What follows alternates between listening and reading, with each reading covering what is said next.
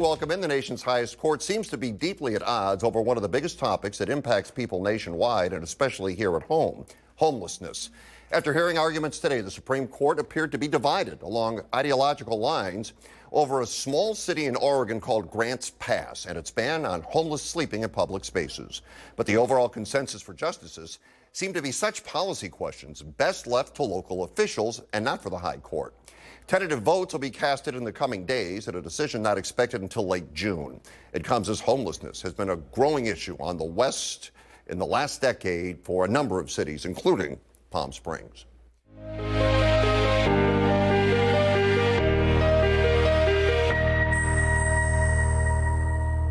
Okay, we welcome in our contributors tonight. They are the power couple of Jamie and Doug Baker. The two of you, thanks for being here as always. Jamie, I'll start with you. If someone without a home can't sleep in public places, where do they sleep? Where can they go? And who are the homeless people? Are these the unfortunate families that were just fell on hard times and living out of cars? Or are these the mental illness, drug addicting homeless people who don't want to be staying in a shelter? Where can they go? I'm not sure. Doug? Well, the answer for me is somewhere else. Okay. What we're doing for homelessness in California isn't working. We've spent $22 billion trying to decrease the homeless population over the last 5 years. And guess what? It's up 15% during that same period of time. So we have to do something different. And I think the second question, let me answer that. All right. Yeah, let me tell you guys a quick story. And first, nobody, when they're born, the innocence of a child, expects to sleep in a box on the street one night. I want to tell you a quick story. It happened years ago. I'm in Los Angeles at a gas station, and I'm going to pull up, and I see a homeless man, and I could tell he's looking around, and he wants to ask for money.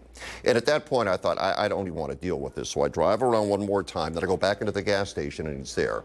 I look at him. He's a nice-looking guy. He's tan. It looks like he's worked out in his life, and looked like at one point he had been successful. He walks up to me, and at that point, I thought, uh-oh, now I have to give him some money. I have to do something. And I learned a very valuable lesson. You know what he said to me? Fred, when I did, I watched you every night.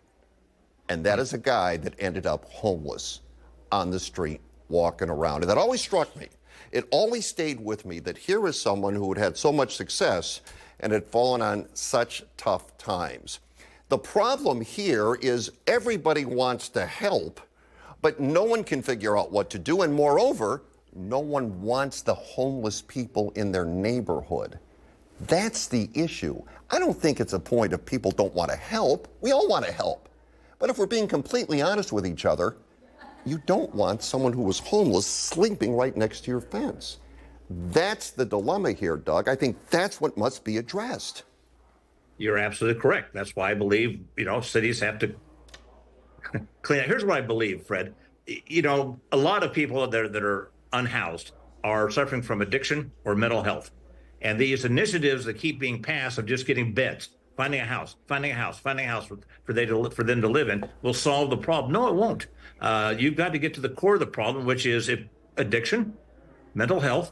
And I don't think the government is in a position to do that. I think private enterprise is. We have so many places here in Coachella Valley that actually help and get to the core problem, deal with addiction, deal with training for employment, find employment for these people. This is what the answer is, and our government isn't going to do that, and they don't have the means to do it.